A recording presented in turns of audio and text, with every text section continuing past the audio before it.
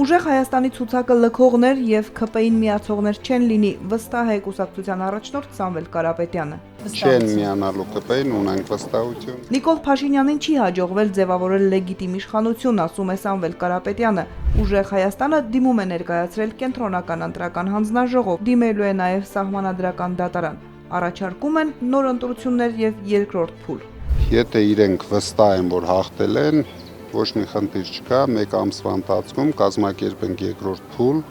մենք համաձայն ենք նոր ընտրություններ, եթե ոչ երկրորդ փուլ։ Այսքան ապօրինություններով եւ խախտումներով կրկին իշխանության ձգտող Փաշինյանը չի կարող ձևավորել օրինաչափ իշխանություն։ Հայաստանը չունենալով լեգիտիմ իշխանություն,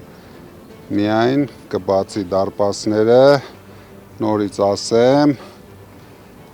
ադրբեջանցիների համար։ Ի պատասխան լրագրողների հարցերին Կարապետյանը եւս մեկ անգամ շեշտեց, որ չի ափսոսում քաղաքականություն մտնելու համար, թեպետ դա իր երազանքը չի եղել։ Այդ քայլին գնացել է տեսնելով հայրենիքի օրհասական վիճակը, միակողմանի հանձնվողական քաղաքականությունը, երկրում համատարած աղքատությունը։ Անելու ենք ամեն ինչ, որպեսզի մեր երկիրը դնենք զարգացման ճանապարհին, վստահեցրել է Կարապետյանը։